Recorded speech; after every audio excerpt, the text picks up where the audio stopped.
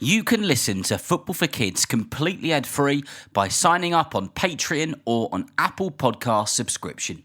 You can also link Patreon to your podcast player via Spotify or Apple Podcasts. Without adverts, there is no show. This episode is brought to you by our partners at Everton FC.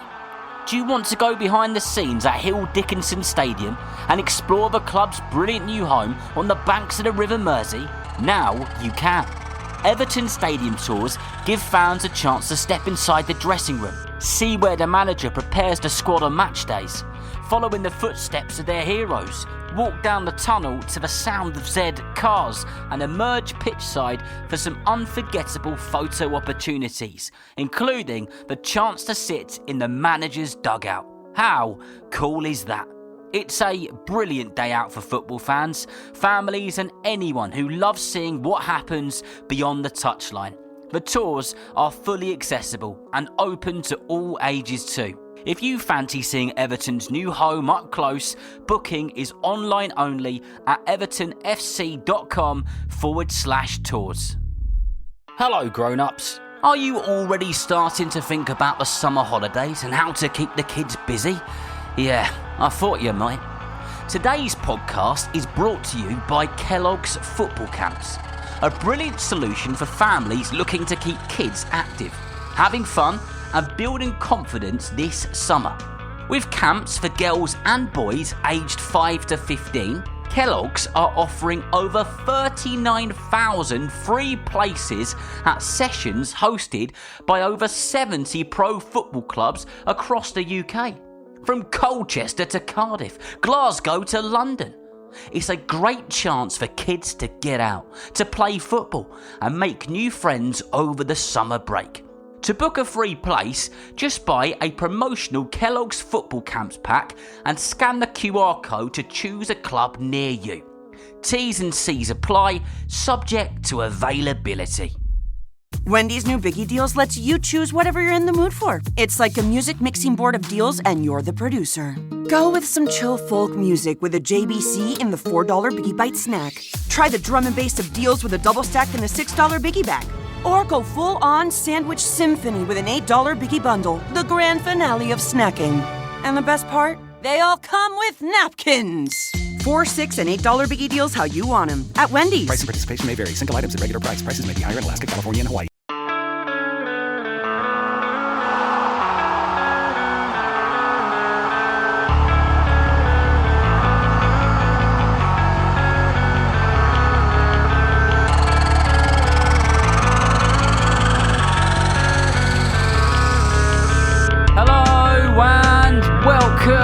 To the Football for Kids podcast with me, Darren Rees, and welcome to day 3 of this very special Kellogg's Football Camp Super Week, a World Cup special Super Week. In our last episode, we started our journey with Lionel Messi in Germany 2006 at the World Cup. We watched an 18-year-old wonder kid step onto the grass and do some wonderful things. We heard the vuvuzelas buzzing through South Africa as the pressure grew heavier and heavier. Then we followed Messi into Brazil, where he dazzled beneath the sunshine, carried Argentina all the way to the final and came agonisingly close to lifting the trophy. But the story was not over. 4 years later, Argentina were wobbling on the edge of disaster. High in the mountains, Messi scored a brilliant hat-trick to drag his country to the 2018 World Cup in Russia. And that is where part 2 continues. So, Argentina arrived in Russia, carrying hope, pressure, and a suitcase packed with problems.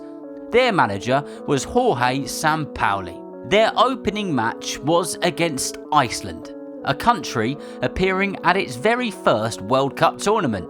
Argentina expected to win, but Iceland defended as if their lives depended on it.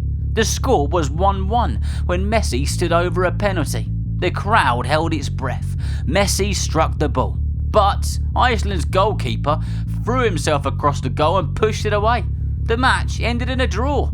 Then things grew even worse. Croatia beat Argentina 3-0. Luka Modric curled a wonderful shot into the net. Argentina were no longer walking through the tournament, they were stumbling towards the edge of the World Cup cliff. Argentina now had to beat Nigeria in St. Petersburg. Lose and they were off home. Then Messi produced a moment of pure magic. A long pass launched through the air. Messi cushioned the ball beautifully, guided it into his path and drilled a low shot home. For a moment, all the noise and pressure melted away. However, Nigeria then equalised. But with only minutes remaining, Argentina volleyed in a dramatic winner. It wasn't Messi, but Argentina had just about escaped. The reward was a last 16 match against France. It became wild, a 7-game roller coaster to tell you the truth. Messi helped with creating 2 of Argentina's goals, but Kylian Mbappé, still only 19 years old, tore through the match like a bolt of lightning. France won 4-3. Argentina were officially out. Once again, Messi's World Cup dreams had disappeared. Years after the confusion and disappointment of Russia 2018, Lionel Messi arrived at the World Cup in Qatar with something he had not always possessed: a team built to help him shine. Argentina's manager had created a side full of energy, full of courage and togetherness. Alexis McAllister and Enzo Fernandez gave Argentina the creativity and the control which they needed. They were not simply waiting for Messi to perform a miracle, they were fighting beside him at every given moment. Messi was still the magician, don't get it twisted, but now he had a band of footballing bodyguards running through the wall to protect the stage around him. Then came Argentina's opening match against Saudi Arabia. Messi scored an early penalty. Everything seemed calm, but Saudi Arabia roared back with 2 goals in no time. The final whistle blew and Argentina lost 2-1 to Saudi Arabia. It was one of the biggest shocks in World Cup history. The Saudi Arabian fans couldn't believe what had just happened. Neither could the Argentinians. Argentina could not afford another mistake. Against Mexico, the match became tight, tense and twitchy. Every pass felt heavier, every tackle seemed louder. Then Messi collected the ball outside the penalty area and drilled a low shot into the corner. The pressure valve burst open. Argentina won that game 2-0. And next up would be Poland, and one of the strongest little moments of the entire World Cup. During that match, there was a bit of an incident with the goalkeeper and Lionel Messi. The goalkeeper collided with Messi while trying to punch away the ball. The referee went to check the pitch side monitor. The Polish goalkeeper was so convinced that Argentina would not be given a penalty, it said that there was a bit of back and forth on the pitch, and the goalkeeper even bet Messi that it wouldn't be a penalty. The referee returned, the penalty went to Argentina. Messi stepped forward and, well, the goalkeeper ended up saving the bloomin' penalty. He had lost the bet but saved the penalty, if the story's true anyway. Argentina still won the match 2-0 and marched into the knockout rounds. Then Messi scored against Australia, then he scored against the Netherlands, and he scored against Croatia. And he would score in the final 2. Messi would become the first player to score in the group stage and every knockout round of a single World Cup. Yet again, breaking records, just like he always has. Argentina's quarter-final was against the Netherlands. It did not feel like an ordinary football match though. It felt like a thunderstorm trapped inside a giant golden bowl. Before the game, the Netherlands manager, Louis van Gaal, had spoken about the parts of Messi's game he believed his team could exploit. Messi answered those claims on the pitch. First, he slipped an astonishing pass through a forest of orange shirts for Argentina to go on and score. Then Messi converted a penalty and celebrated by cupping his hands around his ears in front of the Dutch bench. Argentina led 2-0, but the Netherlands refused to disappear. First they headed in 1 goal, then as time was running out, a clever free kick rolled into the penalty area and the Netherlands scored again. The stadium erupted. Players argued, tempers flared, yellow cards fluttered through the night like confetti. The match went to penalties, and Argentina scored enough penalties to seal the deal. They were through to the next stage. Argentina were now one victory away from a World Cup final. Waiting for them inside the stadium for the semi-final was Croatia, the team led by the brilliant Luka Modric. The match began nervously. Then Argentina were awarded a penalty. Messi stepped forward once again and smashed the ball into the roof of the net. It was a beauty. One goal became two when Julian Alvarez charged through the Croatian defence and bundled the ball home. But the most magical moment was still to come. Messi collected the ball near the halfway line. He darted through defenders and made them switch directions and feel dizzy. Slipped the ball to his teammate, it hit the back of the net, and Argentina would of course win 3-0. Messi had not simply reached another World Cup final, he had danced his way there in spectacular fashion. On the 18th of December, it was a Winter World Cup final. Lionel Messi walked onto the pitch ready to play in a final yet again. One final chance to complete his World Cup story. Argentina would face France, the reigning champions. Messi scored from the penalty spot. Then Di Maria finished a breathtaking Argentina move to make it 2-0. For 79 minutes, everything appeared to be going Messi's way. But then Kylian Mbappé exploded into life. He scored a penalty.